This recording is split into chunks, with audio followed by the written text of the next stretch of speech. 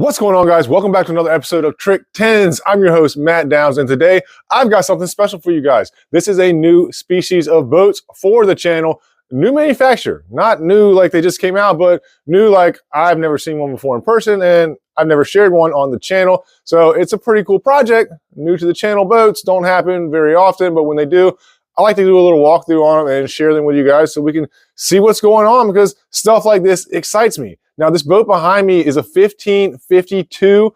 It is a Legend Craft Ambush SS. Pretty sweet little rig. It's definitely set up for the duck hunters. It's not really set up for fishing at all, but it is made extremely well. I'm pretty pumped about the way this thing's laid out and the way it's put together. I mean, the transom on this thing is insane. It looks awesome. If I was going to start building boats, I'd probably build something that's similar to this, but maybe have it be a little bit more versatile as a hunt or fish boat. Either way, guys, I am pumped about this thing.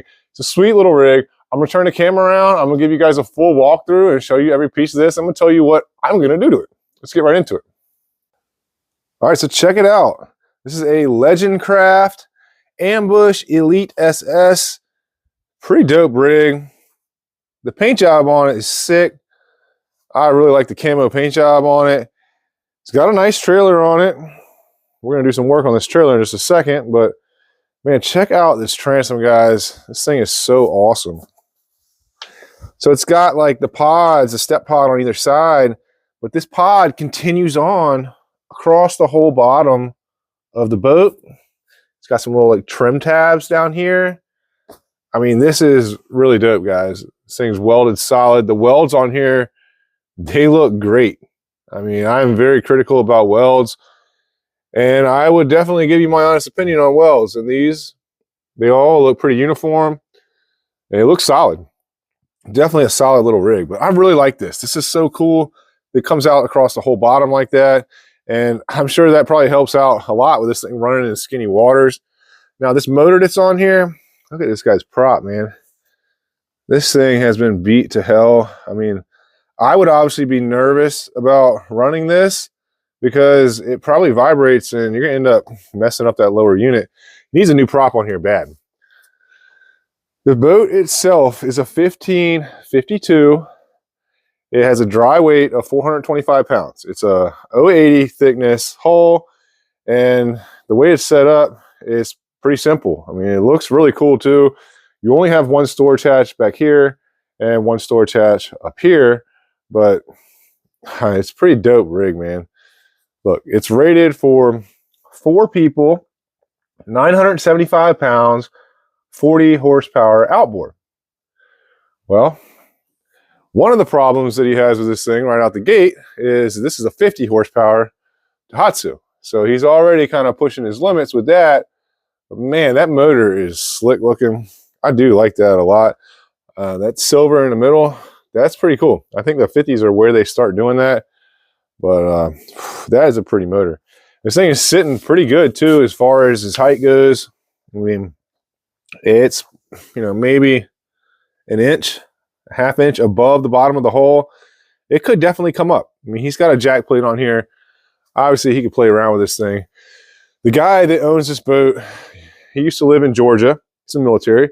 He just got stationed here in Norfolk. He bought the boat from South Carolina. It's still got Georgia numbers and up on the side of it, but he just got here. And it's definitely a dope little rig, man. He's only had this thing out a couple of times from what I understand, but he's strictly duck hunts out of it. And as a 1-person, maybe even 2-person duck hunting rig, this thing is probably so fun to drive. I mean, I can imagine with that 50 on here, if it was tuned up right with the correct prop on it, this boat would probably run 50 miles an hour.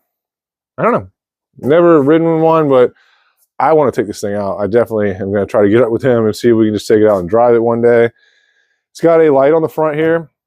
This is from Southern Light and LED. I just installed a couple of these lights. This one's a little bit different than the one that I installed last time, because this is, I think, like the Gen 1. The Gen 3 has like the wraparound on it, but there's a big LED in there, and that thing is very bright. He also has these orange amber snake tube lights from Southern Light on the interior, and they look cool. I really like that color with these camo paint jobs. I just think it really sets it off.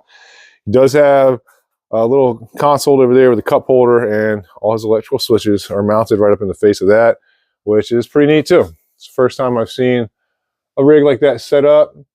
Now, this boat reminds me a lot of the Thor boats. I ran a episode where we showed off like 3 different style Thor boats. They had this same kind of camo paint job on them, but I mean, it's the closest thing I've seen to it, but I actually like this one a lot better than the Thor boats. The whole setup, I mean, look at this kick of this design right here for the transom. It's super aggressive looking. I mean, this boat seems like it's very heavy duty, put together well. It could probably definitely handle some abuse and just keep on ticking, man. The side of this hull is really sick. Now, if you look down the gunnel here, the gunnel is straight. Across the back here at the beam, it's 5'7". Now, up here in the nose, it tapers down a lot. I mean, it really narrows down. Up here, it's like 4'6" at this narrowest point. But the cool thing about this hull that they did is they kicked it back. And you can see right here, so it's got a kick, a bend that comes down, and then it comes in a little bit, and then it comes in even more. And what that does is it brings this deck in, it makes the front deck a little bit smaller for fishing, but this is still a pretty good sized deck. I mean, it's 4'6" up here. Back here, you're probably still looking closer to 5 foot in the middle of this deck. It's not like you lose a lot of space, but what it does is it allows you to, from a fabrication point, put a straight gunnel cap on here. Now, a lot of the boats you see, they taper way out because the side of the boat flares out. There's nothing wrong with that, but if a fabricator like this, to me, makes a lot more sense because this piece is hard to, bend out. It's not really going to want to work with you because of the shape of it. It's very strong, extruded piece. Does have like a VersaTrack system inside of here. So, it makes a lot of sense to me. It's got a couple grab bars on here, 2 in the front and 2 in the back. And you probably definitely need those when you're running that 50 horsepower outboard on here. Let's check out this compartment up front though. This is the main storage. The entire boat. Now he's got this stuff packed down with all his gear in here, but it's a pretty good size hatch. It does have 2 stiffeners in here. I like the way this hatch is built. It comes back and returns down, make it strong. It's got a heavy duty like cooler strap on here, like a Yeti strap. So, it's very well put together. Look at all those rivets in the lid. You don't see a lot of companies putting that many rivets in there like that. I mean, I do, but a lot of people don't. And it does have the track around it, the dry hatch, and it just runs right off the face. So any water that gets in there, it will just self-drain right off the front of the boat. But you got a decent amount of storage up inside of there. I mean, it looks like it goes pretty much up to this point right here where the side panel rail is at on both sides. So got a lot of storage in there. Probably mainly for decoys and shotguns. There's not a shotgun rack or rail or anywhere to store your shotguns in here. Back one, pretty simple. It's got this big tiller arm on here. I mean, this is basically just opened up from the transom up to the front of this deck. And you got room in here just for a gas tank and a battery. Unless you're running 2 lithiums that are mini size, maybe a 3-gallon gas tank, then you're not going to fit more than 1 or 2 batteries in here max because there's just not room for it. Definitely a cool little hatch though. Let's go over to the other side. Let's check out this little control panel / cup holder. Man, I can't get over that transom though. I really like that a lot. Super aggressive. So this is pretty neat. Now this has his light switches up in the front right here. He does have like a USB charging port here and a cup holder in it. And it's hooked into the VersaTrack system. So you could add or remove these if you wanted to. And this light switch right here, this is for his front light. That thing is pretty bright, man. And then this other one is for these lights. I guess this is like a bilge pump or something. I don't know. I'm not messing with those. I hit them, nothing came on. So we're not going to mess with those. But The floor in this thing is actually made out of diamond plate. So you got a little bit of traction with it. It's got a big drainage hole in the center there, so your water can get out of here. Now that does mean that anything that's in the floor of this back compartment has the chance of getting water in it, because water is going to be pouring through there. Not really a big deal though. The batteries are up in a tray and it's just a gas tank in there.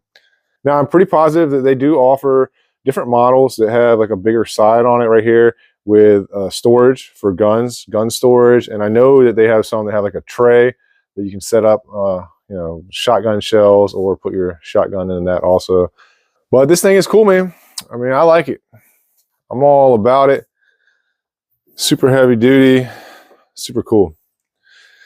All right, so check out this front now. This is why I have this boat. Now, normally, when someone asks me if I want to repair their trailer, I tell them no.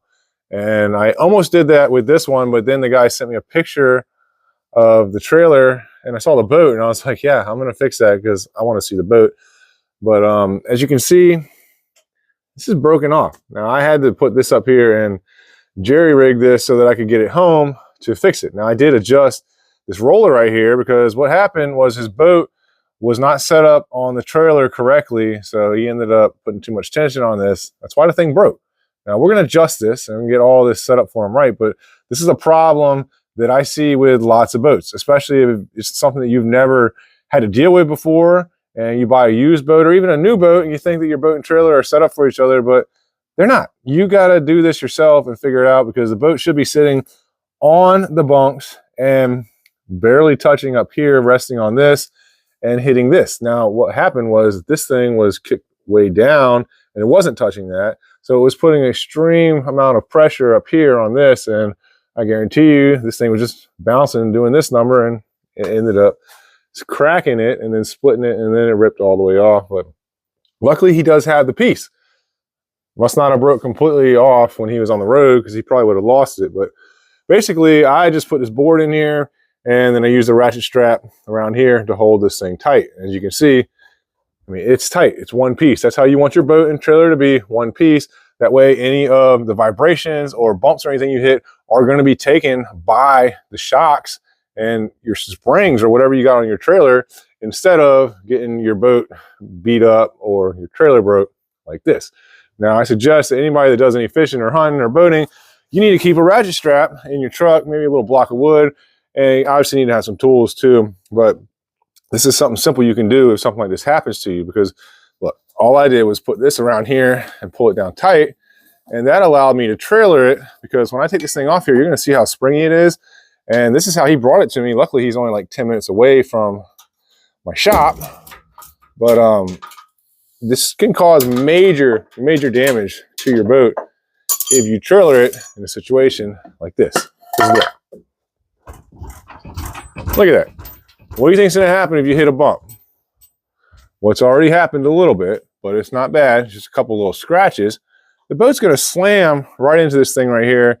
And I've seen a lot of people have issues like this, and then they don't have the roller on here, and boom, it just puts holes in here, or their roller wears out and they don't replace it. And it's going to end up putting holes in your damn boat. Now look, you can see that thing's sitting up a little high. So we're going to adjust that roller, bring that up a little bit. And then we got to see exactly where this is going to sit at, because we can adjust all this too. But I'm going to take this off of the trailer. I'm going to put it on the table over there. That way I can clean it up and weld it good and repair it. And then we'll put it back onto the trailer, and we'll try to get this thing staged up at the right height for him. So hopefully he doesn't have any more issues with it. Now, it's a tiny boat. It's only 15 feet long. It's sitting at a pretty good spot on the trailer. His issue is that he's got a gigantic 50 horsepower outboard back here on a jack plate, and it's just hanging off pretty far from the axle. So it's got tons of back weight back here. Now we could slide the boat forward a little bit. I don't know if that's going to really help him a lot, but I might try that. He doesn't have a whole lot of extra room up front. I mean, we could probably steal another 6 inches out of it. That might help him. I don't know. We might just have to jack the back of this boat up and move his bunk boards up a little bit to try to get this thing to sit a little bit more level on the trailer, but we'll figure that out in just a minute. I'm gonna go get this piece off the front. I'm gonna set it on the table and weld it out solid, and then we'll circle back and try to figure this trailer out. This thing is really cool though, man. Oh yeah, this boat, it has a price tag of about $9,800, just the hull. No motor, no trailer, almost 10K just in the boat alone. Now I can build that hull for 10K, no problem. It's a lot of money for a 15-foot boat, but it's pretty sick. Let's get back to work. Carry emotions, the weight of the ocean. You keep climbing mountains, too blind to see. It's not getting you closer to where you wanna be in your life. The weight on your shoulders, time to put it down. You fall and you break, you got battles to take on, but you figure it out, yeah. When you fall and you break, you got changes to make now. See the light at the end of the tunnel, it's right there, now just look up and follow. Take one step at a time, babe, I'm with you all the way. So all right, so I cleaned this piece up really good. I did weld it from the inside and the outside on both sides, and I hit it with some self-etching primer, and I came back and I hit it with some silver metallic aluminum, and we're gonna let that sit up in front of the heater and bake because it's pretty cold out here. It's like 35 degrees right now. Shop's about 55, but now that I got the piece finished up, I'm gonna try to work on this trailer. I think what I'm gonna do, I mean, the boat is sitting pretty good on the bunks right now. This just needs to be adjusted a little bit. I adjusted it a little bit earlier before I brought it home, but it's still sitting a little bit low. So I cut these two pieces of 1/8 inch aluminum. They're basically gonna be like spacers, because the way that this bracket is made with these holes in here and the bolts that go through it, it's suspect. I mean, even if you tighten them up, you can see it's already starting to bow right here. It will move and drop down. So I'm gonna loosen these bolts up a little bit. I'm gonna slide these up underneath of this bolt, and I'm gonna tuck it up tight in here. That way the weight of the boat will be sitting on this roller and those bunk boards. And then the winch eye that we put in here will basically just be the catch for it to hold everything nice and tight. There won't really be any weight on this. The weight will be in the back half of the trailer, and that's the way you gotta set it up, because this winch eye is not made to hold weight, it's made to hold it in place. And that's the way we're going to set it up. Now, the cool thing about this rig, I didn't really say anything earlier about it, but it does have 2 eye holes in here. He's got like a dock rope up in here, but the winch eye has a chain, and the chain is meant to go into here in case the winch eye fails and the boat slides back off the trailer while you're trailering it, then the chain will keep it in place. But I think that is a really cool idea. And this thing is heavy duty. This is like 1/2 inch thick, solid aluminum up here. And it's pretty neat. I've never seen one with 2 holes up inside of this winch eye piece, but that's what I'm gonna do. I'll put you guys in the hyperlapse. I'm gonna go ahead and probably by the time I get this thing adjusted, then the other piece in front of the heater will be dry. We'll go ahead and put all this stuff in here and wrap this project up. Let's get back to work.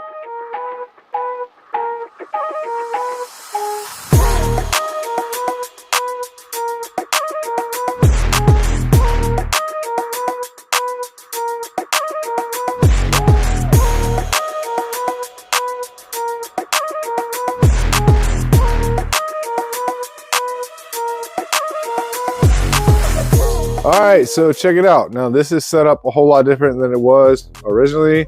And the reason I moved this from sitting up at an angle to sitting more horizontally is because I want to take the pressure off of this, because it's obviously already broke once. And if it's coming up at an angle, it's gonna end up carrying some of the weight. This way, it's not carrying the weight. This is just a tie down point. Now the weight is distributed between this roller and the bunk boards in the back of the boat. Now he has room to scoot this boat forward. If he needs to, we can change this back down. I mean, obviously there's adjustments in here for a reason. There's no reason this trailer cannot be set up like this. I don't think he's gonna have another issue with it. I welded this thing solid inside and out, and it's stronger than it was originally. I mean, this thing is very, very thin the way it's set up. It's kind of a crappy design. And eventually, if he does have more issues with it, which he might, because he's got a big outboard on the back and there's no weight in the front of this boat, then we'll scoot it forward, and eventually I might just remake this whole piece for him. But I only charged him $100 for this. I told him I'd give him a quick fix, get him back out on the water. He wants to go duck hunting out of this thing, and that's what he got. I think this is very, very satisfactory for what he's getting here, and it's probably going to be enough to get him through. Now, you see how this works? I hook the chain through his winch eye hook, and he still has another hook here, hole for, you can put the hook there, but he's got his rope in there, so I didn't really want to mess with that. He can switch that up if he wants to, but the weight of this trailer now is on the roller and on the bunks, and this is doing nothing more than just holding this thing tight and in place. It should be good. I think it looks cool that way. It brings this winch up a little bit more, makes it easier to grab and crank it up here. But there's a lot that you have to take into consideration when you're setting up your trailer, because the trailer has to be right, or else your boat is going to have issues. It's either going to damage the boat or damage the trailer. Set it up right, guys. Take your time, figure out how it's sitting on the bunks, and get the weight distributed evenly. I mean, this thing still has a lot of back end weight. I mean, look, you can pick the front of this boat up pretty easily. Not terrible, but for a 15-foot boat with a 50 horsepower outboard, I don't think there's much more you could ask for. I'm going to show you guys a tiller arm extension that I see a lot of guys running boats like this use. It's actually made by a friend of mine. So I'm going to pull that out and show it to you guys, and we'll wrap this video up. All right, so check this thing out, man. This is made by one of my buddies, part of the Trick 10s crew, Casey Bass with Sea Bass Welding. Now, he sent me this like a year ago, and I was going to put this in Neptune, but it's a little bit long for what we needed in Neptune. But on a rig like this, a lot of guys, they end up putting grab bars in, and they stand up. It moves the weight of the bodies a little bit further forward, and it kind of counteracts. It works good, and they can stand up and drive. And this is the perfect tiller extension if you want to stand up and drive. Now, he does sell these in different lengths. Just the one he sold me was a little bit too long for what I wanted to use it for. But check this thing out. This is really dope. Super nice and super clean. The welds on here are dope, man. Look at that. It's got a hole in here, so you set this up. And he's got wing nuts on here. You can tighten these up, and you can still access up and down for the motor. And look how far that extension gets you up in there. That is sick, man. He's got the paracord up here. I mean, he's a killer welder too. He wouldn't be a part of the Trick 10s crew if he wasn't doing stellar work. So those are pretty dope too. I'm gonna leave a link in the video description so you can go check out these tiller arms, and it'll redirect you to his Facebook page. You go check him out, man. He builds some cool stuff. He does a lot of tower work and stuff. He's out of Florida, so he's a little bit lower East Coast than me, but those tiller arms are dope. If you're looking for a nice, top of the line aluminum tiller arm, well, you're not gonna find one that's better than this one right here. So anyways, guys, I just wanted to share that with you. I thought they were pretty dope, and this is the perfect rig to do it on because I want to drive this thing. I want to build a little grab bar up here and install it for him and take this thing out with a tiller arm and drive it standing up like the Silver Surfer and haul ass and see what we can get out of this motor with a good prop on it, because this thing's got a lot of potential. All in all, I really like this build. The boat itself is super dope. I mean, I don't know. The only issue I might have with it is that the side of this hull is very close to the gunnel cap. So if you were to run into something, it might actually hit the side of the hull as opposed to hitting the gunnel cap if it was flared out a little more. But I think this thing could just run through a bunch of trees and logs and whatever it hit. I think it'd be all right because it looks like it's pretty good as far as fabrication wise goes and the whole integrity of the build. But I'm hyped that this thing is done, and I really hope that I can get up with this customer and take this thing out on the water and test drive it, because I think it'd be a whole lot of fun. It looks really cool though. All right, guys, so this project's a wrap. Now, this was mainly just to show you guys the hull. I mean, I think this thing is sick. Legend Craft 1552 with a price tag of almost $10,000 just for the boat itself. No trailer, no motor, no nothing, just a hull. I mean, that's pretty pricey. You pay for what you get though. I mean, it seems like it's pretty good quality. I definitely give it a thumbs up. I mean, I'm pretty critical when it comes to welding and fabrication, and I think that this thing can live up to price tag, but that's still a lot of money to spend on a 15-foot boat, guys. Let's just be realistic now. $10,000, you could buy a pretty sweet boat off of Craigslist or Facebook Marketplace. I don't know. That's just me, but I dig it. It's cool. It's a nice build. It's a nice boat. And I think that the customer is going to love this thing. Now that he can get back out on the water, his trailer's set up, he might come back later. We might do some more modifications. Like I said, he's new to the area. I don't know how he found me, but I'm glad he did, because nobody else would have probably taken on this small project to fix his trailer for him the way that I did. And it's things like that that really hit home with your customers, and it makes them return customers, which turns them into clientele. Now, I do get new customers every single day, but I have a humongous catalog of clientele over the past couple of decades of doing this. So return customers turn into clientele, and that's how you run a business. You got to have clientele. Customers are cool. Clientele is where you make your bread and butter at. Anyways, guys, I do appreciate you guys hanging out with me today. I hope you all enjoyed this video. If you're interested in stuff like this, or you got any type of comments, please leave them in the description. Hit that like and subscribe button. I got a bunch of videos that are about to drop for you guys. I've been recording like crazy, working around the clock. End of the year is among us. It is about to be first of the year soon. And before you know it, it's gonna be springtime, and you guys can be out there fishing those bass tournaments. I got a bunch of big rigs I'm building. Got to get them done before the spring hits. So I gotta get back to work, guys. I'll see you all in the next one.